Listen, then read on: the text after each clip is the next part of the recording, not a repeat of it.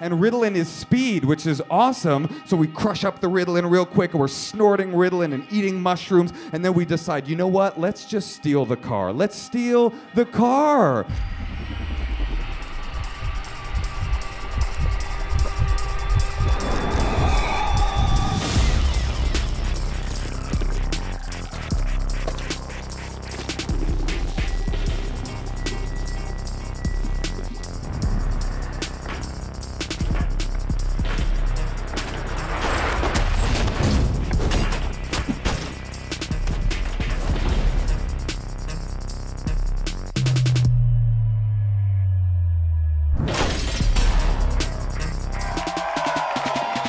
Welcome to This Is Not Happening. I'm Ari Shaffir, and tonight the topic is Bloodline. He wrote his own book. You guys will absolutely love him. Please give it up for Mr. Moshe Kasher, you guys. I did write a book because I had a wayward childhood. I had a problematic childhood, and I wrote a book about it, a childhood memoir of my problems growing up. My name's Moshe Kasher. It's called Kasher in the Rye, and some people laughing because there's a similarly titled book. Is that right? Catcher in the Rye, is that the way? Yeah, it's a weird coincidence. I found out about it after I wrote my book. I checked it out. I read The Catcher in the Rye. Not impressed. Mine's a fucking banger, so check it out. It's a real good one. But it is about the problems that I had growing up. I had problems growing up, and this is a story about some of those problems. There's some contextual information that you need to know in order to understand where this story goes. First of all, I have two deaf parents. Both my parents are deaf. They're super into hip-hop, both of them. It's true. I'm from Oakland, California. That's where I'm from. Brah, brah, brah. I like making that little gunshot noise, but like due to the effects of gentrification, it's making decreasing sense every time I do it. Now it's more like, I'm from Oakland, y'all. Latte?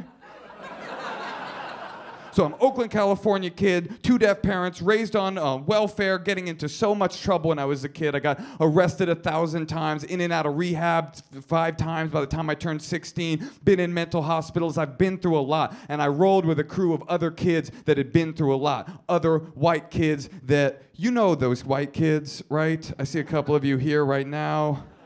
You know the white kids that get on the bus and you're like, oh fuck, these fucking white kids are here? Do you know what I'm talking about? Like, to put it into context, we were in a gang called the PAG, the Pure Adrenaline Gangsters. What's up, y'all? You guys confused? I get that. I know how I look physically now. I know that my look belies the gangster I once was. I know that I look like the only gang I've ever belonged to is the 1920s gay French naval submarine gang.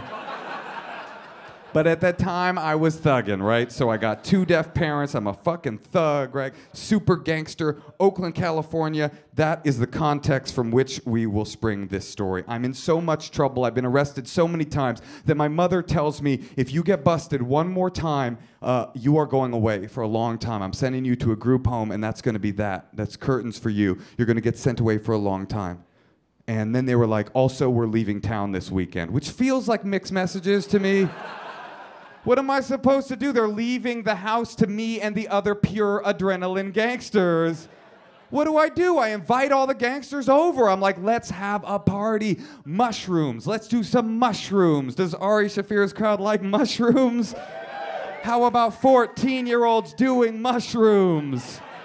How do 14-year-olds do mushrooms? Of course, we do the logical thing. We go to the liquor store, we buy some chili picante flavored corn nuts to break the mushrooms up into so that we can mask the taste. It's a very classy experience. There's no better way to start a psychedelic trip than with chili picante flavored corn nuts. That's how the ancient Mayans used to do it. So we're downing handfuls of chili picante flavored psychedelia, and then somebody else busts out. My friend David's like, yo, I got some Ritalin, because it was 91, everybody had ADD, everybody was on Ritalin, and Ritalin is speed, which is awesome. So we crush up the Ritalin real quick, and we're snorting Ritalin and eating mushrooms, and then we decide, you know what, let's just steal the car. Let's steal the car. And I'm like, this is a great idea. My parents had this 1970/1971 bug. It was not two cars, it was one car that had been sort of Frankensteinianly slopped together to create a horrible eyesore of unparalleled proportions. It had no floorboard, so you could start it kind of Flintstone style. It had a button in the back that was the ignition for some reason. It was so ugly, I guess my parents left it there assuming that it would be too ugly for me to dare to enter, but little did they know the mushrooms I would be eating would make that car look exactly like a Transformer.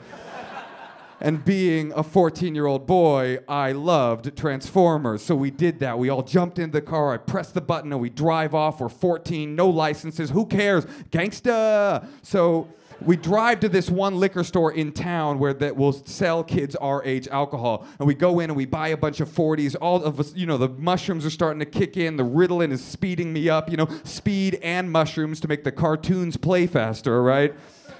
So we go into the liquor store, we buy a bunch of 40s, St. Ides, purely, I don't fuck with Mickey's, that's white boy alcohol, I ain't about that life.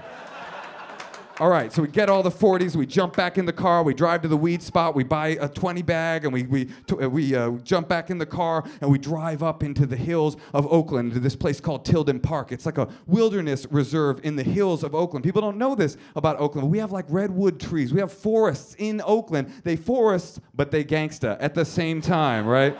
So we're driving through the foggy night up in Tilden Park, and we're looking for a spot. You know what I mean? We're looking for a spot. You remember, you ever do that? Like you got some weed, you want to smoke it, you got to find that spot. We got to find a spot, chill out, park at the spot, look out over the city. We're going to get to our spot. We're going to darkness in the spot. We'll pull over. We'll suck each other's dicks real quick at the spot. So we're driving, looking for the spot, and we pull up onto this earthen hill for some reason to turn. Maybe the spot's up here. The car literally starts to tip over backwards. We all jump out of the car like this insane sort of Chinese fire drill, trying to coax the car back onto the ground. Let me explain who's in the car. There's so many people in the car. There is me, and then there is my friend Joey, and then there's my friend David, and then there's my friend Donnie, and then sitting in the back seat of the car is my friend, in quotation marks, Carlos. Now, Carlos was so impressive that we had him in our friendship circle. Carlos was a huge gangbanger from East Oakland. He was from X3, the world's most dangerous gang. X3 hanging out with us, the world's least dangerous gang. Carlos was a gangbanger, and we loved having him around because he legitimized us. You know what I mean? He was all in blue, and every time he'd be like, "Orale," we'd be like, "Us, thank you," or whatever. We loved it so much that we were willing to ignore the fact that Carlos was ridiculously addicted to methamphetamine and very mentally ill. So that's the squad we got in the car that night. We got the squad, and Carlos is in the back, and the car almost tips over backwards. We say, you know what? We're a little scared. Let's forget about the spot. We're a little high right now. I feel like God is touching me. Let's not look for the spot. Let's pull over right where we are and smoke the weed right here. So I do. I pick up my pipe, and I flick the lighter. I can see the flame pop out. And then all of a sudden, the lighter becomes more light than I could have anticipated. There's light in front of me. There's light behind me. I'm fully illuminated by light. And I'm like, these mushrooms are awesome. Nope, the cops are behind me for sure.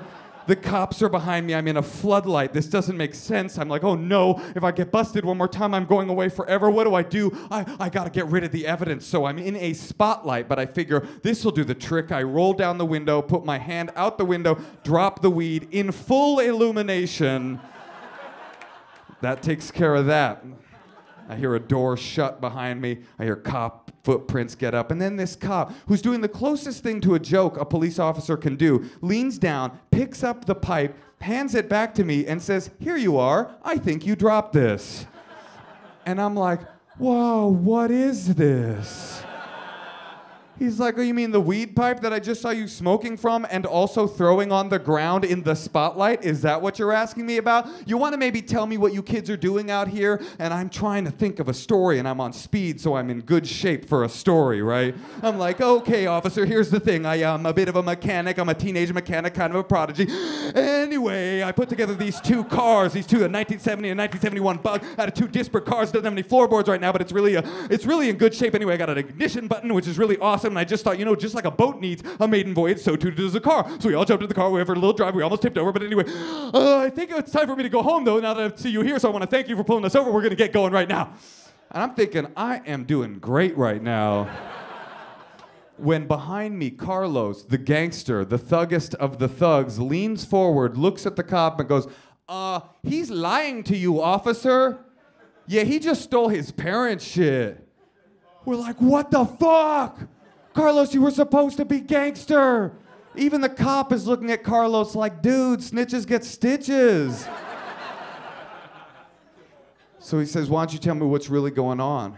And I say, well, officer, God damn it. I'm sorry about the swearing. I swear a lot because my mom can't hear me. Yeah, that's right, my parents are both deaf, both of them deaf.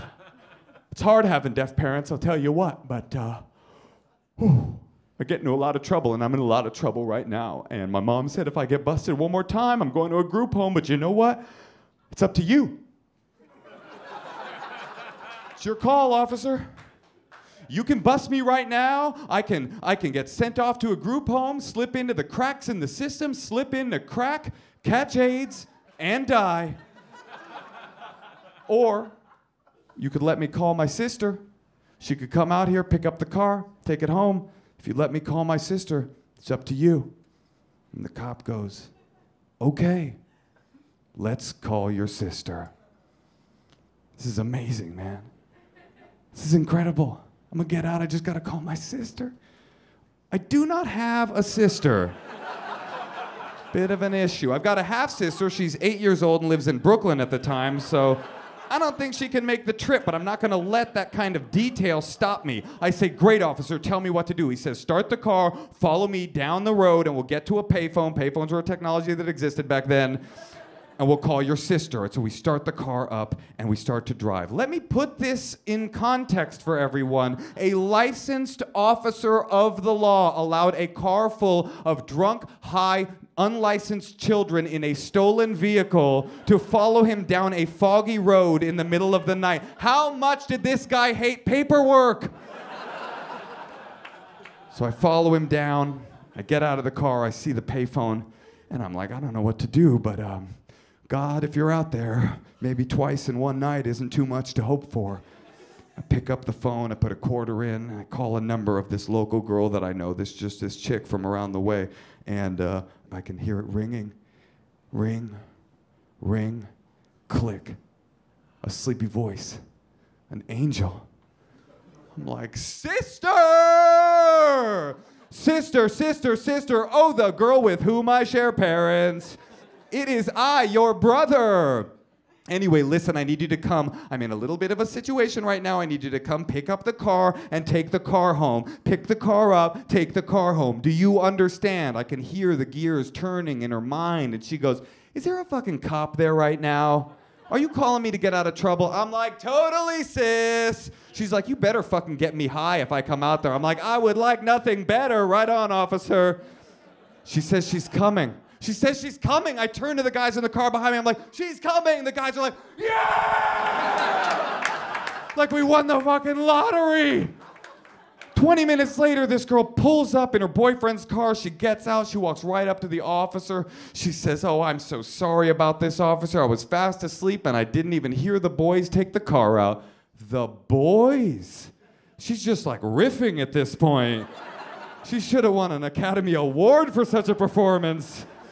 And the cop's like, no problem. And he looks at her, little inquisitively, looks at me, looks at her, blonde hair, blue eyes, Hitler's wet dream.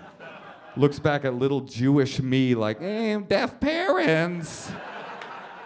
He goes, you know, you guys look exactly alike. Was that sarcasm? Who was this cop? I got away, man. I got away. Sometimes, you know, there's only one set of footprints in the sand. That's when God carries you.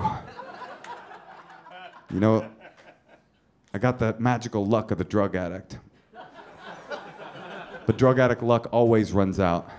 And a year after that, I was back in rehab, back in a mental hospital, and in much more trouble than I'd ever been before. And if you want to know more, please check out my book, Casher in the Rye. Available now. Thank you guys so much. Appreciate it.